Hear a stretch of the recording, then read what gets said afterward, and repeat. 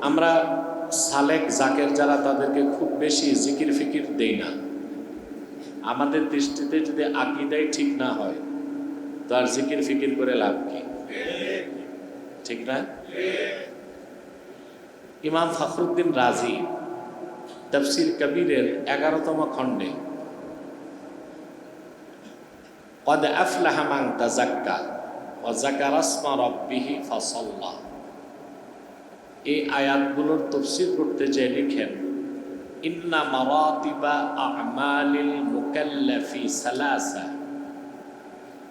বান্দাদেরকে আল্লাহ যা আমল দিয়েছেন তার 3টা স্তর। কয়টা? 3টা। প্রথম স্তরের আমলটার সম্পর্ক সরাসরি ঈমানের সাথে। কিসের সাথে? ঈমানের সাথে। সেটা হচ্ছে ইজালাতু আকাইদিল ফাসিদাতি মিনাল কলব, বান্দার অন্তর থেকে বাতিল আকীদা নিষ্কাশন করা। বাতিল আকীদা ইজালাতু আকাইদিল ফাসিদাতি মিনাল কলব, এটা প্রধান কাজ, অন্তর থেকে বাতিল আকীদা বের করা। অন্তরে যদি বাতিল আকীদা থাকে আর দাড়ি টুপি জুব্বা কুর্তা লাগায় খুব জিকির ফিকির করেন, 0% লাভ নাই। আছে? 0% লাভ নাই, আপনার কোনো ফায়দা নাই, কোনো লাভ নাই।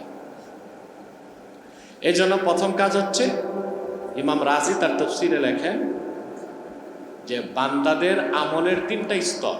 তার প্রথমটা হচ্ছে অন্তর থেকে বাতিল আকীদা দূর করা, বুঝলেন? 2 নাম্বার হচ্ছে ইস্তিহদারু মারিফাতিল্লাহি আযজা ওয়া জাল্লা ফিল কলব, আল্লাহ তাআলার মারিফাত অন্তরে লালন করা। আল্লাহ তাআলা মারিফাত, আল্লাহর মারিফাত হচ্ছে নূর। অপবিত্র হৃদয়ে পবিত্র নূর আসতে পারে না। এই জন্য প্রথম হচ্ছে আকীদা, বাতিল আকীদা দূর করা, তাহলে অন্তর পবিত্র হবে। সেই পবিত্র অন্তরে আল্লাহর মারিফতকে লালন করা। 3 নাম্বার হচ্ছে ওয়াল ইস্তিখদামু ফি খিদমাতিল্লাহ, সুবহানাল্লাহ, আল্লাহর খেদমতে নিয়োজিত থাকা। ওইটা হচ্ছে 5 ওয়াক্ত নামাজ। 3টা কথাকে আল্লাহ বলে দিয়েছেন, ক্বাদ আফলাহা মান তাযাক্কা ওয়া যাকারা ইসমা রাব্বিহি ফাসাল্লা, সুবহানাল্লাহ। গোটা তাসাউফ মারিফতকে আল্লাহ এই 2 আয়াতের মধ্যে জমা করে দিয়েছেন। সুবহানাল্লাহ। প্রথম হচ্ছে আপনাকে দিল সাফ করতে হবে। কিসের থেকে? বাতিল আকীদা থেকে। শিরকি আকীদা থাকতে পারবে না, কুফরি আকীদা থাকতে পারবে না, বেদাতি আকীদা থাকতে পারবে। আমাদের দেশে কিছু মৌলবী সাহেব আছে, দিনরাত বেদাতের বিরোধিতা করে, কিন্তু নিজের মধ্যে বড় বেদাত। বেদাতের অনেক আজনাস আছে, জিন্স, ভিন্ন ভিন্ন। সবচেয়ে জঘন্য হচ্ছে বেদাত ফিল ইতিকাদ, আকীদায় বেদাত থাকা। এটা হচ্ছে সবচেয়ে জঘন্যতম।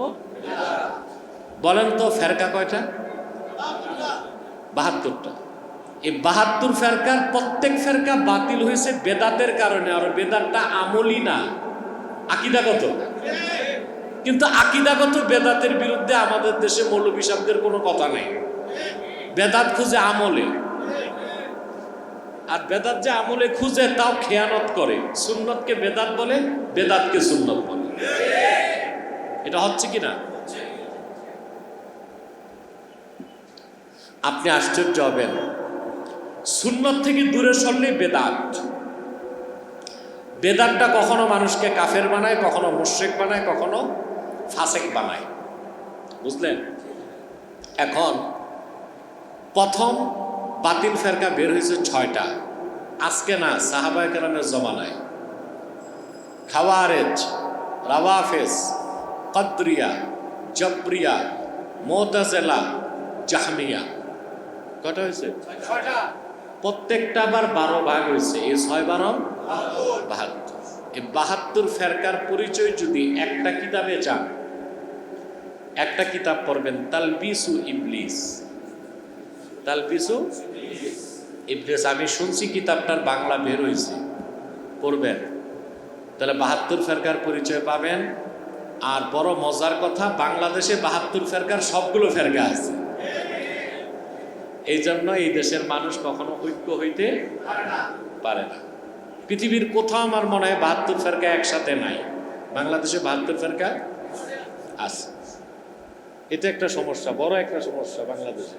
এই জন্য এই দেশের মানুষকে এক করা যায় না, এক করা মানে মানুষ কোনো না কোনো ফেরকার সাথে রিলেট আছে, এটা একটা সমস্যা।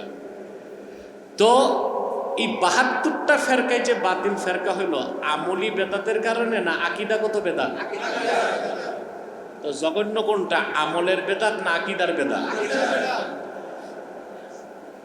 এখন আকীদাগত বেদাতের দৃষ্টিকোণ থেকে পৃথিবীর সবচেয়ে বড় বেদাতি ইবনে তাইমিয়া। বলবেন এইটা কেমন গায়ের জোরের কথা? ইবনে তাইমিয়া সারা জীবন তো শিরকের বিরুদ্ধে কাজ করছে, এক করছে, শিরকের বিরুদ্ধে কাজ করতে যাইয়া নিজে আবার কুফরি করছে। যেমন লামাযহাবী মৌলবীদেরকে আমরা বলি আসো বসো, আমরা বুঝাই, বসতে চায় না, বুঝলেন? আর এদের জন্য তো আমাদের ছাত্রই যথেষ্ট। এত কষ্ট করে ছাত্র পড়াই কেন? নিজেদের তো বয়স হচ্ছে, ঠিক না? এমনও দিন বা রাত হয় যে আমার ছাত্রদেরকে আমি রাত 2টায় পড়াই, তখন নিরিবিলি সময় পাই, বুঝেন না? ফজর পর্যন্ত ওদেরকে পড়াই। হাদিস শরীফ পড়ানোর ক্ষেত্রে খেয়ানত করলে কঠিন শাস্তি। এজন্য এই খেয়ানতটা যেন না হয় আমার দ্বারা, সেদিকে আমি দৃষ্টি রাখি। তো এত মেহনত করে পড়ানোর পর আল্লাহ তো ফসল দিবেনই। এবং আপনারা দেখতে পাচ্ছেন আমাদের মুবাল্লিগরা, আমাদের ছাত্ররা এখন অত্যন্ত যোগ্যতার সাথে জাতিকে দিক নির্দেশনা দিয়ে যাচ্ছে, আলহামদুলিল্লাহ। ইবনে তাইমিয়া আকীদাগত বেদাত কতগুলো বের করছে, লামাযহাবী মৌলবী সবগুলোর এক জায়গায় এনে ফেভিকল দিয়া গাঁঠা বানায় বসায় দেন। তারপর জিজ্ঞেস করেন তো যে ইবনে তাইমিয়ার আগে পৃথিবীর কোন আলেম এই কথা বলছে যে নিয়ত করে জিয়ারত করতে যাওয়া শিরক? কেউ বলেন।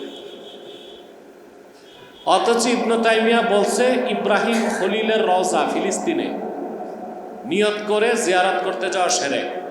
এমনকি সে বলছে আল্লাহর হাবিবের জান্নাতুল ফেরদাউস রওজা মুবারকের জিয়ারত নিয়ত করে যাওয়া, নিয়ত করে করতে যাওয়া বেদাত বলছে সে।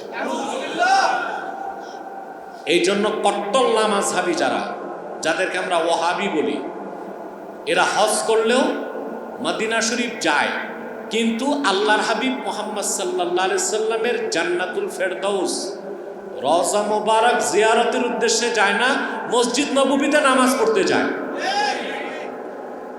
এই বেদাত শিখায় গেছে ইবনে তাইমিয়া।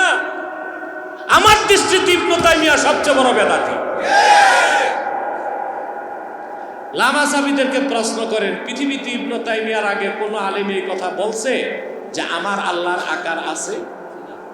প্রথম এই আকীদাটা উম্মতে মুসলিমার মধ্যে প্রচার করছে ইবনে তাইমিয়া। অথচ এর আগে পৃথিবীর কোন আলেম এই কথা বলেন নাই যে আল্লাহ তাআলার আকার আছে।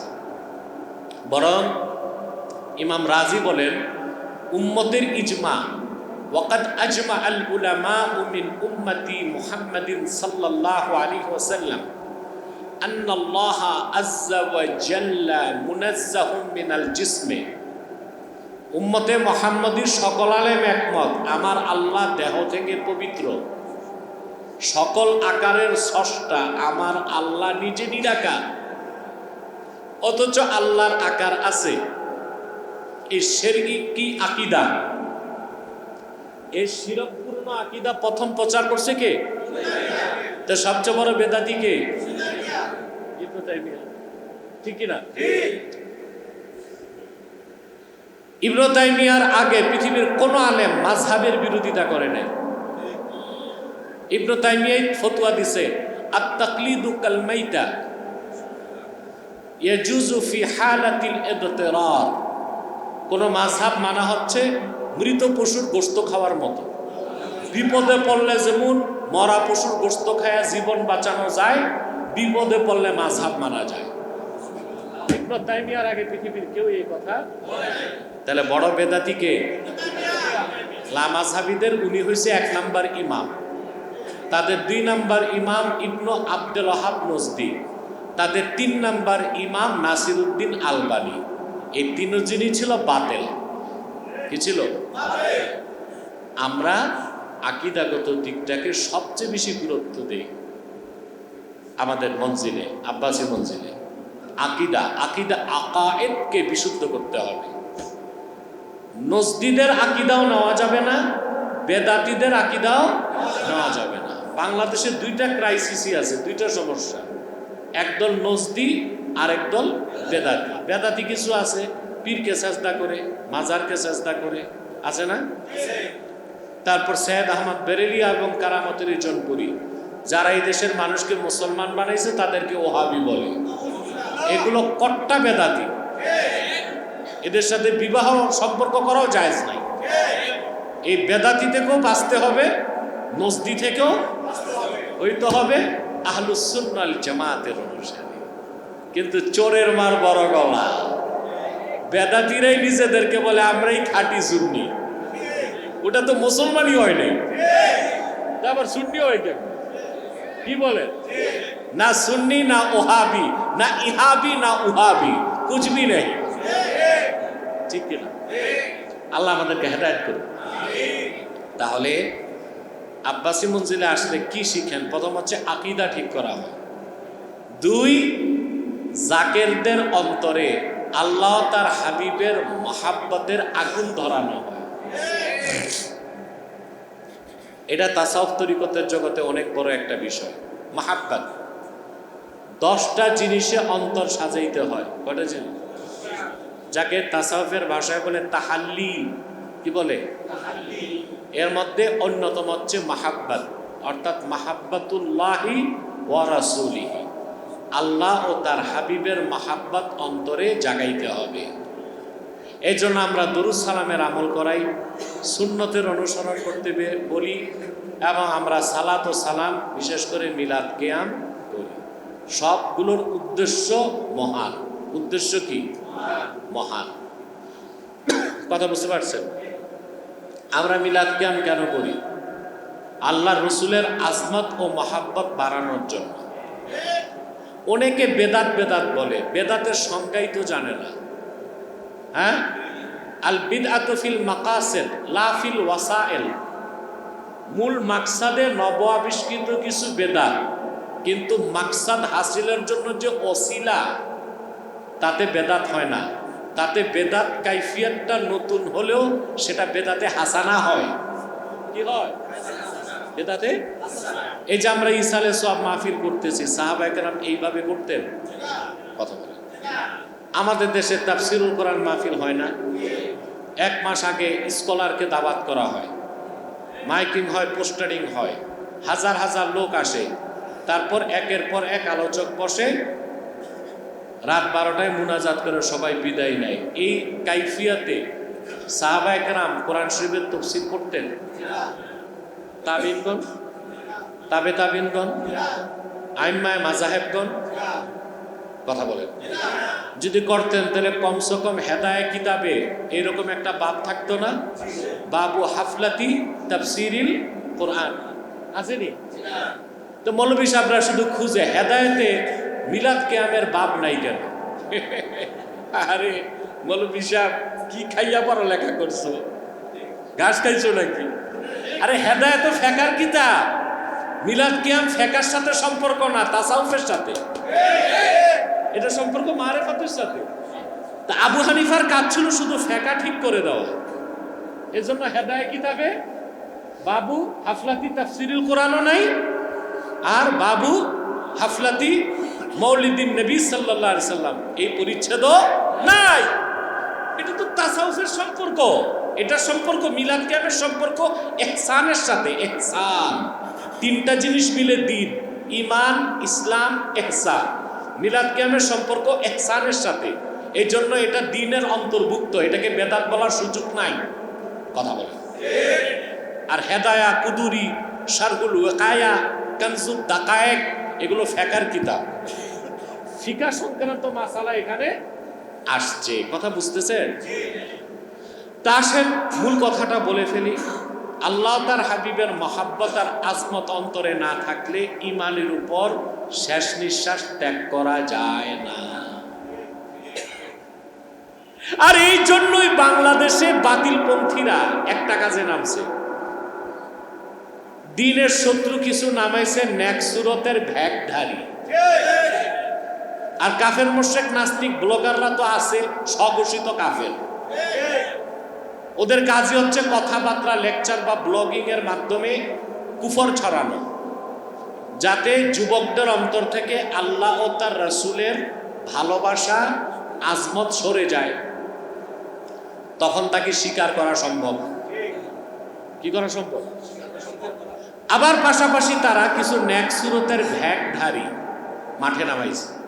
নেক সুরতের ভ্যাগধারী, এরা খুব সুন্দর দাড়ি টুপি, জুব্বা কুর্তা, ঘোমটা দেয় খুব লম্বা, রাত 12টা বছর ঘোমটা দিয়ে হাঁটে, দেখেন না? আমরাও রুমাল লাগাই দিন দুপুরে ধুলা থেকে বাঁচতে, রোদ থেকে বাঁচতে, শীত থেকে বাঁচতে, কিন্তু ওনারা স্টুডিওতে বসো ঘোমটা একটা যে দেয় না, 3.25 হাত লম্বা। হ্যাঁ, এর মানে দরবেশ, দরবেশ, দরবেশ না, ধরবেশ, বেশ ধরছে। তারপর মধুর সাথে বিষ মিশায়া মানুষের ঈমান নষ্ট করতেছে, ঠিক কিনা? এদের নাম সবাই নাকি স্কলার। স্কলার না, স্ক্রু ড্রাইভার। এগুলো কি? Screw driver. এদের কাজ হচ্ছে মানুষের ঈমান আকীদা নষ্ট করা। বিভিন্নভাবে কথা বলে মানুষের অন্তর থেকে আল্লাহ তার রাসূলের আজমতকে সরায় দেওয়া। তো এটা আমি আপনাদেরকে নসিহত, যে অন্তরে আল্লাহ ও তার রাসূলের ভালোবাসা সবচেয়ে বেশি থাকতে হবে। সেটা আল্লাহ বলেছেন, وَمِنَ النَّاسِ مَن يَتَّخِذُ مِن دُونِ اللَّهِ أَندَادًا يُحِبُّونَهُمْ كَحُبِّ اللَّهِ وَالَّذِينَ آمَنُوا أَشَدُّ حُبًّا لِلَّهِ। মানুষের মধ্যে এমন কিছু অবিশ্বাসী আছে যারা আল্লাহকে বাদ দিয়া অন্য কিছুকে আল্লাহর সমকক্ষ বানায়। আল্লাহর সমকক্ষ বানায়, শিরক করে, শিরক, শিরক। আল্লাহকে বাদ দিয়া অন্য যে কোনো ব্যক্তি বা বস্তুকে আল্লাহর সমকক্ষ মনে করা শিরক। শুধু শিরক না, শিরকে আকবার। আরে কথা বলেন, শিরকে আকবার। হতে পারে সেটা মূর্তি, হতে পারে আপনার পীর, হতে পারে সৌধ, হতে পারে মিনার, হতে পারে ভাস্কর্য, হতে পারে আদর্শ, হতে পারে নেতা। যেটাকেই আপনি আল্লাহর সমকক্ষ মনে করবেন সেটা আন্দাজ, ওটা কি? আর আপনি মুশরিক। আপনি কি? ইউহিব্বুনাহুম কাহুব্বিল্লাহ।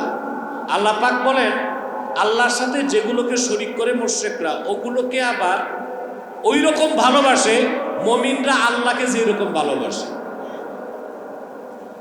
ওয়াল্লাযীনা আমানু আশাদ্দু হুব্বান লিল্লাহ। যারা খাঁটি ঈমানদার উম্মতে মুহাম্মাদী, তারা সর্বাধিক মহান আল্লাহকে ভালোবাসে। ঠিক কিনা? আল্লাহর কথাটা কত বাস্তব দেখেন। খ্রিস্টানরা সারা পৃথিবীতে ক্রুসেড করছে, ঠিক না? যুদ্ধের নাম ওরা পাল্টিয়েছে, কিন্তু ক্রুসেড যুদ্ধ থেকে তারা সরে নাই। সরছে? খ্রিস্টানরা মহান আল্লাহর সাথে শরীক করছে ঈসাকে, ঈসার মা মরিয়মকে, ঠিক কিনা? ইহুদিরা মহান আল্লাহর সাথে শরীক করছে উজায়েরকে, ঠিক না? আর এদেরকে মহান আল্লাহর সাথে শরীক করেই ক্ষান্ত হয় নাই। তাদের শিরকি মতাদর্শ প্রতিষ্ঠার জন্য তারাও তো জীবন দিচ্ছে, মুমিনরা যেভাবে আল্লাহর জন্য জীবন দিচ্ছে, ঠিক না? আবু জাহেল 1 বছর 2 বছর 13টা বছর মক্কাতুল মুকাররমায় আল্লাহর হাবিবের বিরোধিতা করছে। পরে সে চূড়ান্ত পর্যায়ে যুদ্ধ গেল আল্লাহর হাবিবের বিপক্ষে বদর প্রান্তরে, ঠিক না? বদরে আবু জাহেল জীবন দিছে না? কথা বলেন। 70 জন কাফের জীবন দিছে না? কার ভালোবাসায়? মূর্তিগুলোর ভালোবাসা। এই যে বুঝেন ভালো করে, 360টা খোদা নামের বেহুদা, এগুলোর জন্য জীবন দিছে আবু জাহেল। আর বদর যুদ্ধে আল্লাহর হাবিবের সাহাবীগণ জীবন দিয়েছেন আল্লাহর জন্য। তো সাহাবীগণ আল্লাহকে যেভাবে ভালোবাসলেন, আবু জাহেল ও মুশরিকরা মূর্তিগুলোকে ওই রকম ভালোবাসলো।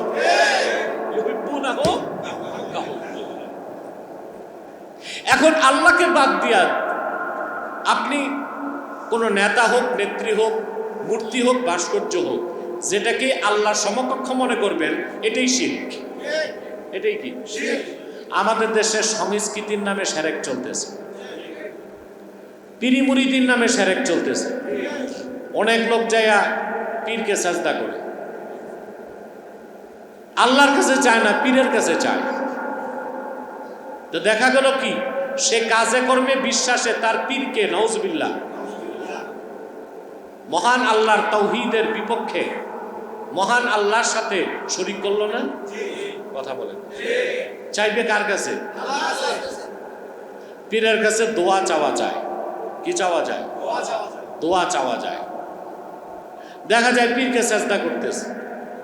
পীরকে কেন সাজদা করো? বলে পীরকে তো করি না, পীরের অন্তরে যে আল্লাহ আছেন। আবার মৌজু হাদিসে একটা বলে কুলুবুল মুমিনি আরশুল্লাহ, এটা সম্পূর্ণ মৌজু হাদিস। এই হাদিসের কোনো ভিত্তি নাই, যা ইমাম সিউতি তার কিতাবে উল্লেখ করেছেন, এবং মোল্লা আলী কারিও এটাকে মৌজু বলেছেন। এটা ভণ্ড সুফি দরবেশ যারা এক সর্বেশ্বরবাদী, ওরা এটা আবিষ্কার করছে, এটা তৈরি করে হাদিসের নামে চালাইছে। কুলুবুল মুমিনি আরশুল্লাহ, এটা কোনো হাদিস নয়। তাহলে আমাদের দেশে পীরি মুরিদির নামে সেরেক হচ্ছে না? রাজনীতির নামে হচ্ছে না? কথা বলে। সবাই সংসদে যে শপথ বাক্য পাঠ করছে। কি পাঠ করছে? যে আমি বাংলাদেশের প্রতি অকৃত্রিম বিশ্বাস ও ভালোবাসা পোষণ করব। নাউজুবিল্লাহ। ইয়া আল্লাহ, এই কি কয়? তো সব গেছে, পুরাই গেছে, ঠিক কিনা? 2-1 মৌলবীও আছে পার্লামেন্ট মেম্বার, ওনারা একটু লোকমাও দিল না যে এটা কি কইলেন। এটা বাক্যটা এরকম হতে পারে, আমি বাংলাদেশের স্বাধীনতা রক্ষায় অতন্ত্র প্রহরী হিসেবে দায়িত্ব পালন করি।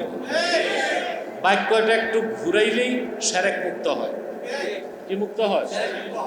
যারা বিশ্বাসী ডানপন্থী আলেম ওলামা কিছু আছে তো, কথা বলে না, যেমনি হোক, ইলেকশনে হোক, সিলেকশনে হোক, আর কালেকশনে হোক, বুঝছো তো, একটু পরামর্শ দিবে না? মুসলমানের কাজ কি? হালুয়া রুটির ভাগ নেওয়া? আর নুসহুলি কুল্লি মুসলিম, প্রত্যেক মুসলমানের জন্য কল্যাণ কামনা করা আরেক মুসলমানের উপর ফরজ।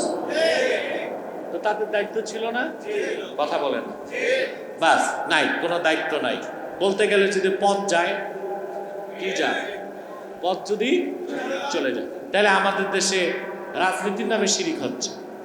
তারপর দেখবেন 21শে ফেব্রুয়ারিতে ছাত্ররা নগ্ন পায়ে শহীদ মিনারে যাইয়া পুষ্প অর্পণ করে নিজেরাও মূর্তি হয়ে যায়, স্ট্যাচু হয়ে দাঁড়িয়ে থাকে, ঠিক কিনা?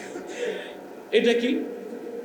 আরে ভাই, 21 ফেব্রুয়ারিতে যারা শহীদ হয়েছে তাদের জন্য দোয়া করেন, হ্যাঁ, কাঙ্গালি ভোজ করেন, মুনাজাত করেন।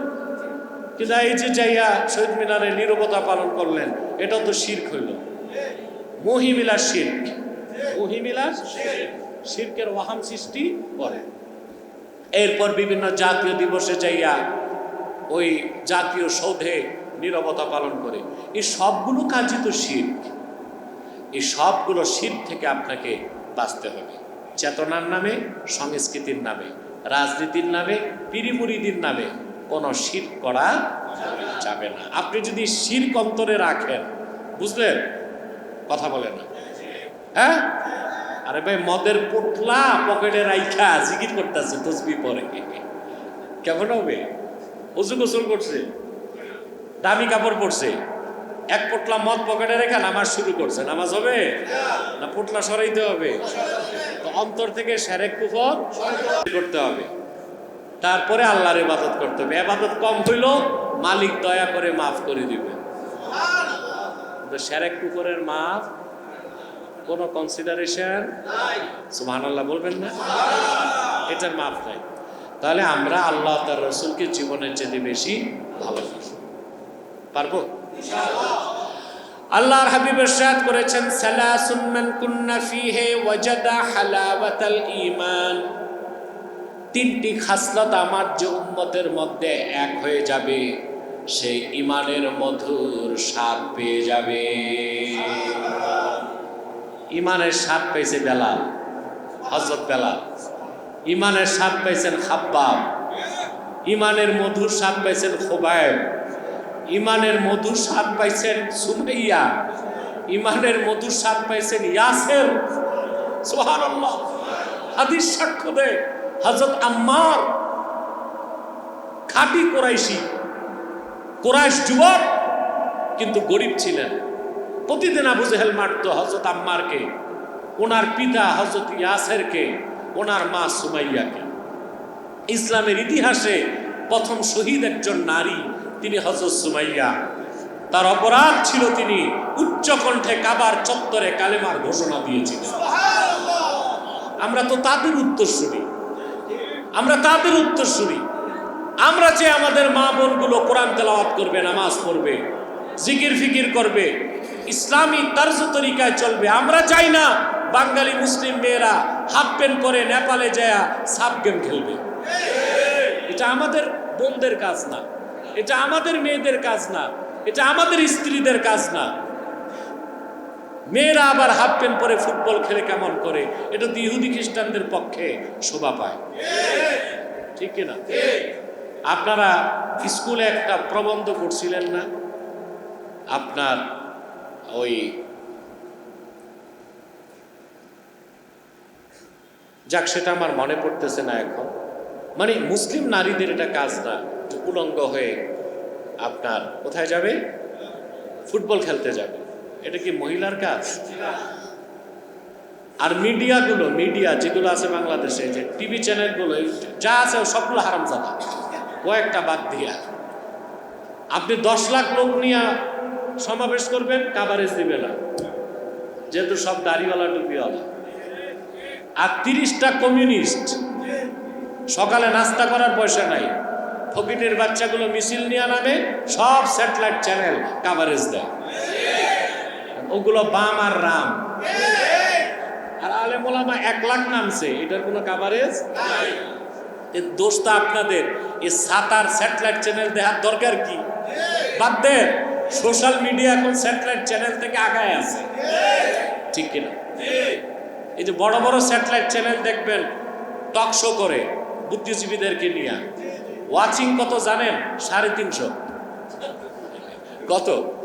700, 600, 1000। 1000-এর উপর তাদের কোনো লাইভে প্রেজেন্ট ওয়াচিং হয় না। আলহামদুলিল্লাহ, আমরা আল্লাহর কোরআনের থেকে যখন কথা বলি, সোশ্যাল মিডিয়াগুলোতে যখন লাইভ দেওয়া হয় 3000, 4000, 10,000, আমার কোনো ডিবেট 55,000 ওয়াচিং চলছে। ডিবেট যখন করছি, বাংলাদেশের সবগুলো স্যাটেলাইট চ্যানেল 32টা মিলায়াও জিন্দিগিতে প্রেজেন্ট ওয়াচিং 50,000 উঠাইতে পারেনি। তো সেটা হচ্ছে কথা, আমাদেরকেও ঠিক হইতে হবে, ঠিক কিনা? মহিলারা যায় সাপ গেম খেলতে, এই উলঙ্গ মহিলাদেরকে এয়ারপোর্টে সংবর্ধনা দেয়। আর বাংলাদেশের প্রতিভাবান হাফেজরা আন্তর্জাতিক সম্মেলনে হেফজ প্রতিযোগিতায় বিশ্ব জয় করে আসে। এতিমের মতো এয়ারপোর্ট পার হয়, ওদেরকে সংবর্ধনা দিতে কেউ যায় না, ঠিক কিনা? যায় না, আলেম ওলামারা যায়, একটু দাঁড়ায়, অথচ দেখা যায় সৌদি আরবের বাদশা তাদেরকে প্রাইজ তুলে দেয়, হ্যাঁ? আর বাংলাদেশে আসলে তারা কোনো সংবর্ধনা সম্মান কিছুই পায় না। আমরা বলতে বলতে এখন একটু সম্মান দেয়, একটু লাল গালিচা দেয়, ধর্ম প্রতিমন্ত্রী যায় যে একটু কোলাকুলি করে নিয়ে আসে, যাক এটা অনেক বলার পর হচ্ছে। কিন্তু যারা বাংলাদেশের জন্য এত বড় বিজয় নিয়ে আসে তাদেরকে তো গার্ড অফ অনার দেওয়া দরকার, ঠিক না? তো বলছিলাম যে আপনার ইসলামে প্রথম শহীদ হয়েছেন একজন নারী, হযরত সুমাইয়া। হযরত আম্মারকে একদিন আবু জেহেল মারতে মারতে বিরক্ত হয়ে আবু জেহেল হযরত আম্মারের শরীরে আগুন ধরায় দিয়েছে। জীবন্ত যুবক আম্মার, দাউ দাউ করে আগুন জ্বলছে, মরুভূমির মধ্যে দৌড়াচ্ছেন বাঁচার আশায়, ভয়তে কেউ তার কাছে যায় না, আবু জেহেল মারবে।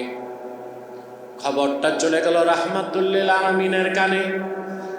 আল্লাহর হাবিব দৌড়িয়ে আসলেন, হযরত আম্মারের সামনে দাঁড়িয়ে রাসূলুল্লাহ আগুনকে ধমক দিয়ে বললেন, ইয়া নারু কুনি বারদাও ওয়া সালামান আলা আম্মার কামা কুনতি আলা ইব্রাহিম। রে আগুন, আমার সাহাবী আম্মারের জন্য তুমি শান্তিদায়ক ঠান্ডা হয়ে যাও, যেভাবে আমার দাদা ইব্রাহিমের জন্য হয়ে গিয়েছিল। আল্লাহর হাবিবের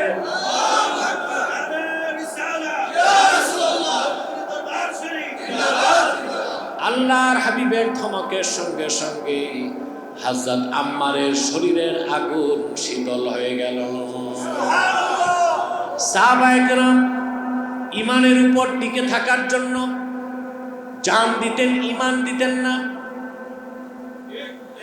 গর্দানকে সুপুর্দ করে দিতেন কালেমার জন্য, কিন্তু তারা কখনো আপোষ করতেন না শিরক কুফরের সঙ্গে, কারণ তারা আল্লাহ তার হাবিবকে জীবনের চেয়ে বেশি ভালোবাসতেন। এই জন্য তারা ইমানের মধুর স্বাদ লাভ করতে পেরেছিলেন। রাসূলুল্লাহ বলেছেন, সালাসুন মান কুন্না ফীহি ওয়াজাদা হালাওয়াতাল ঈমান। তিনটি খাসলত যার মধ্যে একত্রিত হয়ে যাবে, ইমানের মধুর স্বাদ সে পেয়ে যাবে। তার প্রথমটা হচ্ছে আইয়াকুন আল্লাহু ওয়া রাসূলুহু আহাব্বা ইলাইহি মিম্মা সিওয়াহুমা। সেই ব্যক্তির সেই খাসলত, ওই ব্যক্তি, ওই ইমানদার যার কাছে আল্লাহ ও তার রাসূল মুহাম্মদ সাল্লাল্লাহু আলাইহি ওয়াসাল্লাম সব কিছুর চেয়ে প্রিয় হয়ে যাবে। প্রথম খাসলত কি? আইয়াকুন আল্লাহু ওয়া রাসূলুহু আহাব্বা ইলাইহি মিম্মা সিওয়াহুমা। সুবহানাল্লাহ। অর্থাৎ ব্যক্তির কাছে আল্লাহ ও তার হাবিব মুহাম্মদ সাল্লাল্লাহু আলাইহি ওয়াসাল্লামের ভালোবাসা সব কিছুর চেয়ে বেশি হবে, এটা প্রথম খাসলত। সুবহানাল্লাহ বলবেন। ওয়া আইয়ুহিব্বাল মারআ লা ইউহিব্বুহু ইল্লা লিল্লাহ। দ্বিতীয় খাসলত, ব্যক্তি কাউকে ভালোবাসবে শুধুমাত্র আল্লাহর জন্য। কথা বলে, আমরা কি আল্লাহর জন্য ভালোবাসি কাউকে? জি না। নেতাকে ভালোবাসেন কেন আপনারা? এই যে নেতার আঙ্গুলের ইশারায় জীবন দিচ্ছেন, বিনা হিসাবে তো জাহান্নাম যাবেন। নেতাকে ভালোবাসলেন, এই ভালোবাসাটার দরকার ছিল কার জন্য? ওই রকম ভালোবাসলেন কাকে? নেতাকে। নেতা আপনাকে নিচ্ছে কই? জাহান্নামে। আপনি তার জন্য জীবন দিচ্ছেন। আদর্শ প্রতিষ্ঠা করি, কিসের? ঘোড়ার ডিমের আদর্শ। ইসলামের বাইরে কোনো আদর্শ নাই, মুসলমানের কোনো আদর্শ নাই ইসলামের বাইরে। লাকাদ কানা লাকুম ফি রাসূলিল্লাহি উসওয়াতুন হাসানাহ লিমান কানা ইয়ারজুল্লাহা ওয়াল ইয়াওমাল আখির। আল্লাহ পাক বলেন, বিশ্বাসীগণ তোমাদের জন্য মুহাম্মদ সাল্লাল্লাহু আলাইহি সাল্লামের মধ্যেই রয়েছে সর্বোত্তম আদর্শ। সুবহানাল্লাহ বলেন। আল্লাহর হাবিব মুহাম্মদ সাল্লাল্লাহু আলাইহি ওয়াসাল্লাম ১৫০০ বছর আগে যে উসওয়াত, যে আদর্শ রেখে গেছেন, এর বাইরে সাধারণ কোনো মানুষ তো দূরে থাক, পূর্বের নবী মুসা কিংবা ঈসা তাদের আদর্শ গ্রহণ করাও মুসলমানের জন্য জায়েজ নাই। আমার সাথে একমত? কেন? আমি তো দলিল দিই নাই। দলিল তো লাগবে। বিনা দলিলে কারো কথা বিশ্বাস করা যাবে না। যাবে? কথা বলেন। আব্দুল্লাহ ইবনে সালাম রাদিয়াল্লাহু তাআলা মদিনা মুনাওয়ারায় ১৫০০ বছর আগে ইহুদিদের সবচেয়ে বড় আলেম ছিলেন আব্দুল্লাহ ইবনে সালাম রাদিয়াল্লাহু তাআলা। আর কয়েক মিনিট কষ্ট হবে আপনাদের, কয়েক মিনিট কষ্ট করবেন। আমি জানি ক্ষুধার সময়, কিন্তু আমরা রোজা রেখে অভ্যাস আছে, ঠিক না? সম্মানিত সুধী, আব্দুল্লাহ ইবনে সালাম মুসলমান হলেন। ওনার দেখা দেখি আরো কিছু ইহুদি আলেম মুসলমান হয়েছে। মুসলমান হওয়ার পর আল্লাহর হাবিব মুহাম্মদ সাল্লাল্লাহু আলাইহি ওয়াসাল্লামের শরীয়ত পুরা মানতে লাগলেন। বুঝেন নাই? পাশাপাশি গোপনে মুসা আলাইহিস সালামের শরীয়তের কিছু ভালো কাজও করতে লাগলেন। যার তার না, মুসা নবীর শরীয়ত। খারাপ কাজ তো থাকেই না, নবীদের শরীয়তে খারাপ কিছু থাকে, কিছু ভালো কাজের অনুসরণও করতে লাগে। ইসলাম বাদ দিয়া না, ইসলাম পুরা মেনে এক্সট্রা মুসা নবীর কিছু শরীয়তের ভালো কাজও মানতে লাগছে।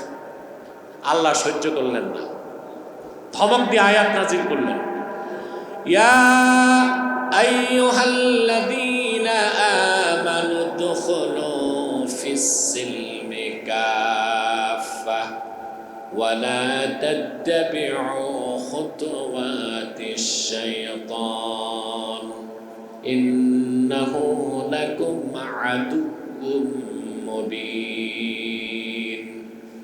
হে ইমানদারগণ, যারা ঈমান এনেছো মুহাম্মদ সাল্লাল্লাহু আলাইহি সাল্লামের উপর,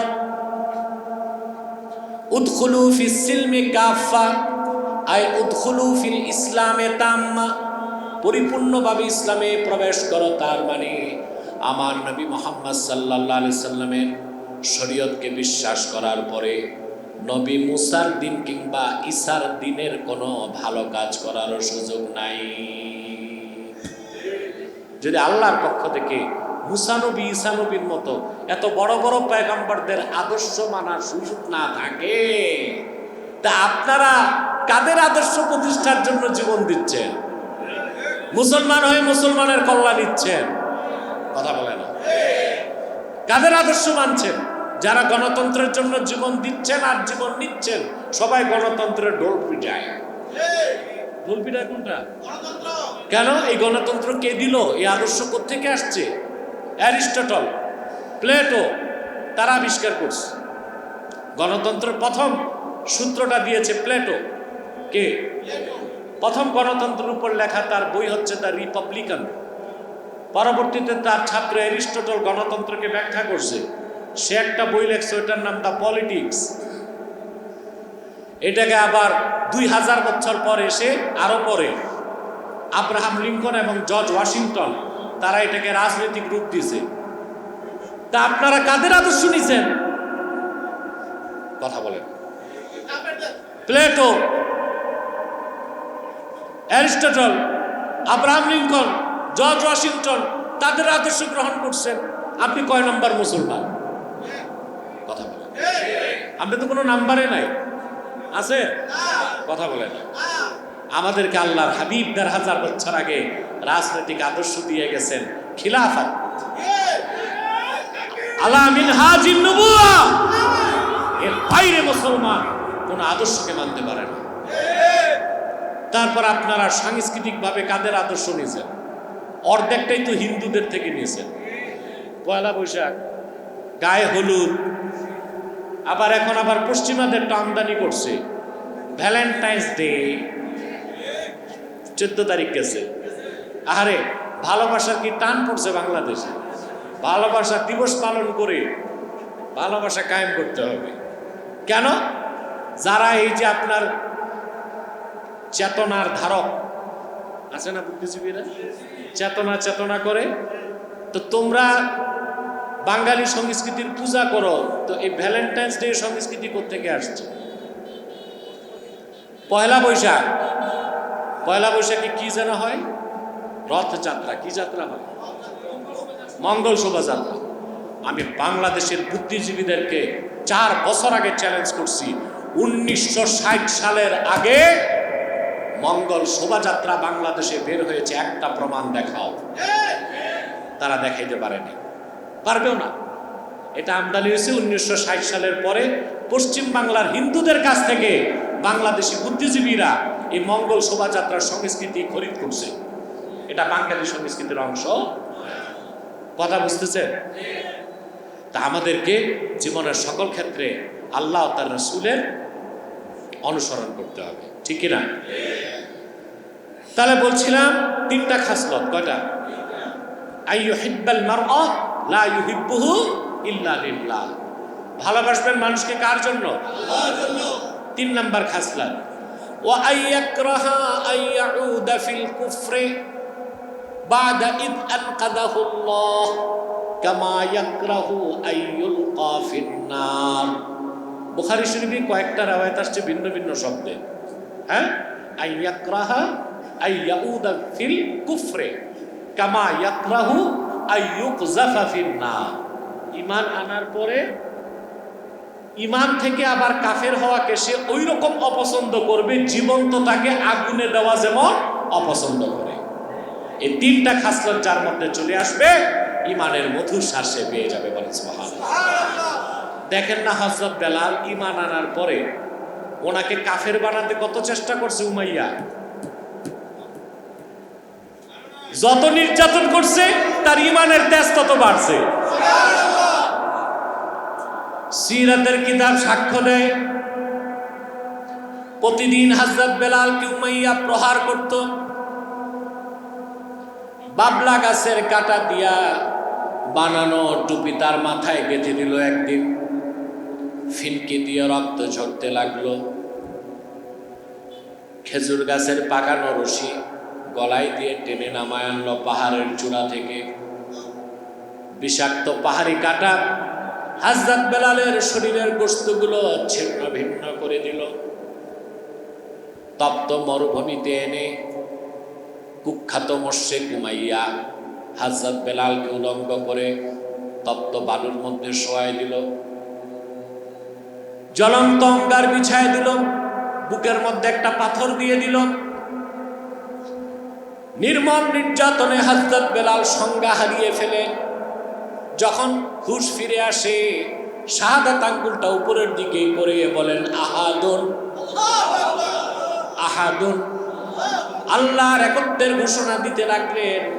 নির্যাতন নিপীড়ন যখন চূড়ান্ত পর্যায়ে চলে গেল, হযরত বেলাল তার মনি উমাইয়াকে ডাক দিয়ে বলল, কবি কাব্যের ভাষায় বলেন, তিনি উমাইয়াকে ডেকে বললেন, লাকাল জিসমুল্লাতী মুল্লিকতা মিন্নি ওয়ালিল্লাহিস সারাইরু ওয়াল উকুল। রে উমাইয়া, তুমি 6 দিরহাম দিয়ে আমি বেলালের দেহটা খরিদ করেছ, মনটা তোমার কাছে বিক্রি করি নাই। আমার দেহ কেটে টুকরা টুকরা করে দাও, আমার কোনো আপত্তি নাই, এই দেহের মালিক তুমি। কিন্তু হৃদয়ের গভীরে যেখানে আল্লাহ তার হাবিব মুহাম্মদ সাল্লাল্লাহু আলাইহি সাল্লামের ভালোবাসা জায়গা দিয়েছি, আমার জীবন ছিনে নিলেও সেখানে হাত দিতে তুমি পারবা না।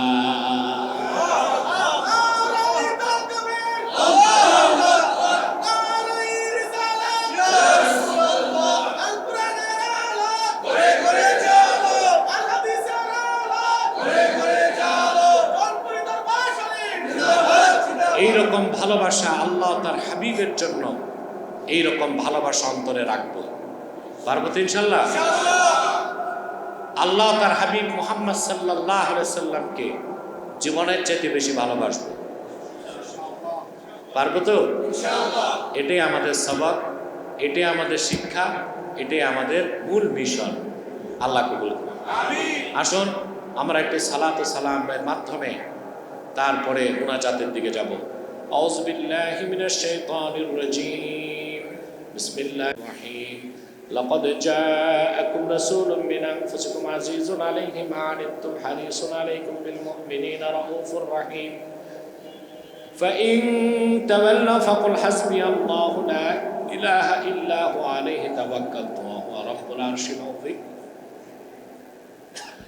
ما كان محمد أبا أحد من رجالكم ولكن رسول الله وخاتم النبيين وكان الله بكل شيء عليما يا أيها الذين آمنوا صلوا عليه وسلموا تسليما اللهم صل على سيدنا وعلى آل سيدنا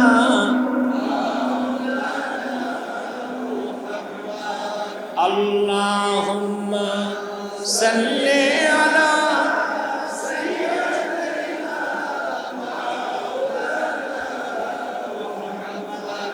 وعلى آل سيدنا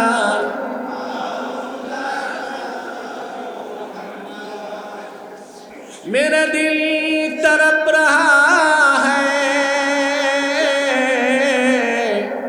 मेरा जल रहा है सीना ये दवा वही मिलेगी मुझे ले चलो मदीना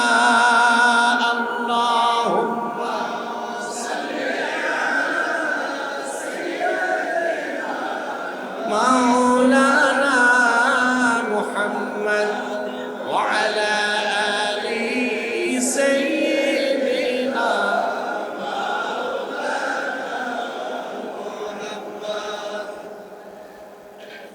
मदीना मदीना मोमिना की गुनगुना है दीदार मदीना आशिकों की तमन्ना है अल्लाहुम्मा सल्ली अला सय्यिदिना मौलाना मुहम्मद व अला आलि सय्यिदिना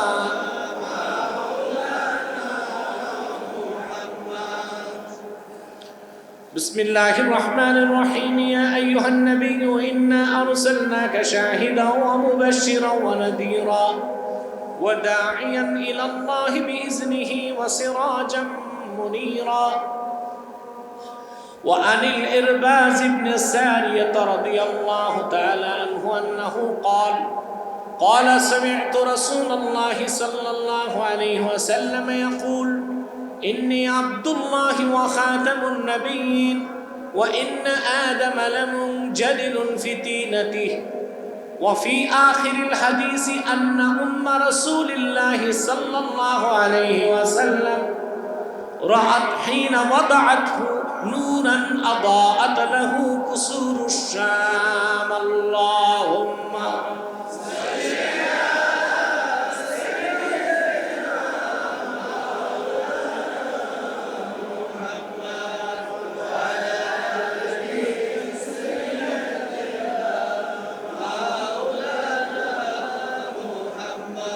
ورؤي في مواهب لدنيا عن جابر بن عبد الله الأنصاري رضي الله تعالى عنهما قلت يا رسول الله صلى الله عليه وسلم بأبي أنت وأمي أخبرني عن أول شيء خلقه الله تعالى قبل الأشياء قال يا جابر إن الله تعالى خلق قبل الأشياء نور نبيك من نوره فجعل ذلك النور يدور بالقدرة حيث شاء الله تعالى ختم الله بمحمد صلى الله عليه وسلم النور ختم الله بمحمد صلى الله عليه وسلم النبوة وحكم أن لا نبي بعده وأعلن في القرآن بالبرهان أن محمدا صلى الله عليه وسلم খাতামুন নবিয়্যিন ওয়াল মুরসালিন ক্বাবলা 15 মিআতি সানা। ইয়া মাশারাল হাযিরিন সাল্লু আলা নবিয়্যিকুম ওয়া সাল্লিমু তাসলিমান কাসীরা।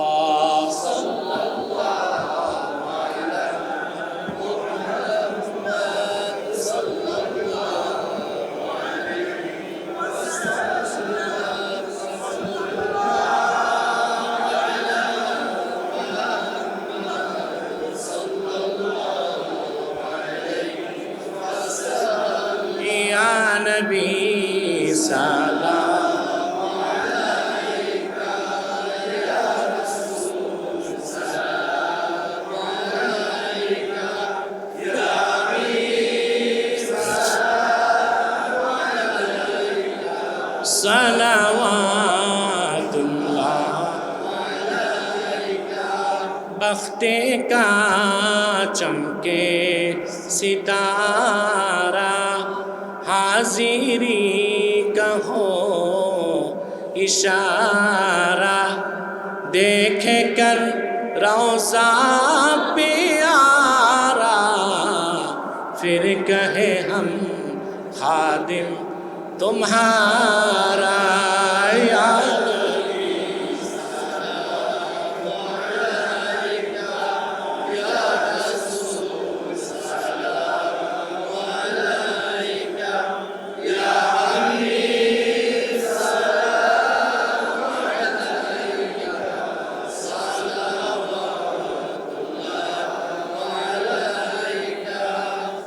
या साहिबल जमाली या सय्यदल बशर मिन वजहिकल मुनीर लक़द नव्वरल क़मर। या नबी सल्लल्लाहु अलैका या रसूल सल्लल्लाहु अलैका या हबीब सलाम अलैका सलावातुल्लाह अलैका मुहम्मदुन रसूलुल्लाह सल्लल्लाहु अलैहि वसल्लम खतमल्लाहु बिहिन नबुव्वा व हकमन ला नबिय्या बअदहु। या नबी सल्लल्लाहु अलैका या रसूल सल्लल्लाहु अलैका या हबीब सल्लल्लाहु अलैका सल्लल्लाहु अलैका। बलगल मौला बिकमालिही कशफल साउंड बॉक्स तुम्हार दायित्व ছিল পরে ডাক। बलगल मौला बिकमालिही हसनत जमीअ खिसालिही सल्लु अलैहि।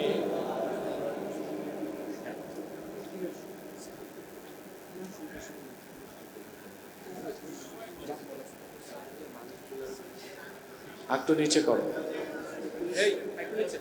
আপনাদের জন্য একটা সুখবর, এক ভাই এসেছেন, তিনি ইসলাম গ্রহণ করে মুসলমান হন। কই নিয়ে আসো। দাঁড়া, তোমার নাম কি? শ্রী কুয়াশা কুয়াশারাম। তুমি আজকে মুসলমান হবে? হ্যাঁ, ও 2-1 দিন আগে আসছিল, আজকে আসতে বলছে। হাত দে, আমার সাথে পড়ো। বিসমিল্লাহির রহমানির রহিম। জোরে। লা ইলাহা ইল্লাল্লাহু মুহাম্মাদুর রাসূলুল্লাহ সাল্লাল্লাহু আলাইহি ওয়াসাল্লাম সাল্লাল্লাহু আলাইহি ওয়াসাল্লাম। আল্লাহ ছাড়া, জোরে বলো, আল্লাহ ছাড়া কোনো মাবুদ নেই, উপাস্য নেই, ইবাদতের যোগ্য কেউ নেই। মুহাম্মদ সাল্লাল্লাহু আলাইহি ওয়াসাল্লাম আল্লাহর প্রেরিত রাসূল। আশহাদু আল্লা ইলাহা ইল্লাল্লাহু ওয়া আশহাদু আন্না মুহাম্মাদান আবদুহু ওয়া রাসূলুহু সাল্লাল্লাহু আলাইহি ওয়াসাল্লাম। আমি সাক্ষ্য দিচ্ছি নিশ্চয়ই আল্লাহ ছাড়া অন্য কোনো মাবুদ নেই, এবং আরও সাক্ষ্য দিচ্ছি নিশ্চয়ই মুহাম্মদ সাল্লাল্লাহু আলাইহি ওয়াসাল্লাম আল্লাহ তাআলার বান্দা ও প্রেরিত রাসূল, সর্বশ্রেষ্ঠ ও সর্বশেষ নবী ও রাসূল। আমি পৌত্তলিকতা ত্যাগ করে ইসলামে প্রবেশ করছি। তোমার কোনো নাম রাখছো? আমি একটা নাম দিয়ে দেব। তোমার নাম রেখে দিলাম মহান সাহাবী হযরত আম্মারের নামে। তোমার নাম আম্মার। আমি সবার পক্ষ থেকে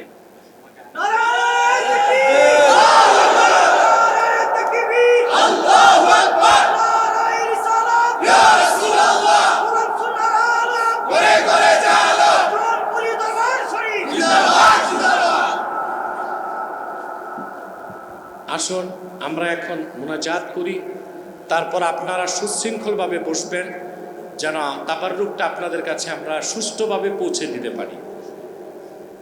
আমরা খাসভাবে আমরা তো আল্লাহর ওলিদের তাওয়াজ্জুহ নিতে আসছি। আল্লামা সিদ্দিক আহমদ আব্বাসী জনপুরি রহমতুল্লাহ দাদা হুজুর কেবলা এবং আল্লামা নেসার আহমদ আব্বাসী জনপুরি রহমতুল্লাহ আব্বা হুজুর কেবলার রুহানি তাওয়াজ্জুর জন্য আমরা আসছি, ঠিক না? ওনাদের জন্য আমরা কি দোয়া করব? ফয়েজ দেব ওনাদের। আমার মায়ের জন্য দোয়া করবেন। উনি চেক আপে আছে কলকাতাতে, ভালো আছেন আলহামদুলিল্লাহ। দোয়া করবেন যেন খুব দ্রুত সুস্থতার সাথে তিনি বাড়িতে ফিরে আসেন। আমাদের 5 ভাই 3 বোন, 1 ভাই তো নাই, বড় ভাই মাওলানা ইমদাদুল্লাহ আব্বাসী সাহেব, ওনার জন্য দোয়া করবেন।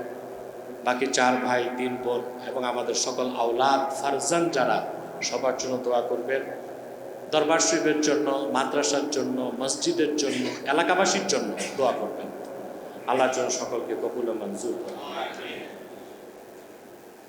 ربنا ظلمنا أنفسنا وإن لم تغفر لنا وترحمنا لنكونن من الخاسرين اللهم اغفر لي ولوالدي وللمؤمنين يوم يقوم الحساب اللهم ارزقنا قلبا نقيا من الشرك بريا لا كافرا ولا شكيا ربنا ظلمنا أنفسنا وإن لم تغفر لنا وترحمنا لنكونن من الخاسرين আল্লাহ, সকাল থেকে দরুদ সালাম, হামদ ও নাত, জিকির ফিকির, কোরআন তেলাওয়াত, নসিহত হয়েছে। আল্লাহ, কোরআন কারীমের 10 খতম হয়েছে, সূরা আহজাব শরীফের খতম হয়েছে, সূরা ওয়াকিয়া শরীফের খতম হয়েছে। আল্লাহ, যতটুকু নেক আমল করেছি দয়া করে তুমি তোমার আখিরি নবী আমার নূর নবীজি মুহাম্মদ সাল্লাল্লাহু আলাইহি সাল্লামের জান্নাতুল ফেরদৌস রওজা মুবারকে পৌঁছে দাও। আল্লাহ, তোমার আখিরি নবী নূর নবীজি মুহাম্মদ সাল্লাল্লাহু আলাইহি সাল্লামের যত সাহাবী ও সাহাবিয়াত ছিলেন তাদের আরওয়াহে পৌঁছায়। আল্লাহ, তোমার হাবিব, তোমার আখিরি নবী আমার নূর নবীজি মুহাম্মদ সাল্লাল্লাহু আলাইহি সাল্লামের সাহাবী ও সাহাবিয়াতদের সাহচর্য যারা লাভ করেছিলেন, তাবিন ও তাবিয়াত, তাদের আরওয়াহে পৌঁছায় দাও। আল্লাহ, তাবউত তাবিইন ও তাবউত তাবিয়াতদের আরওয়াহে পৌঁছায় দাও। আল্লাহ, আইম্মায়ে মাযাহিব ও মাশায়েখের তরিকতের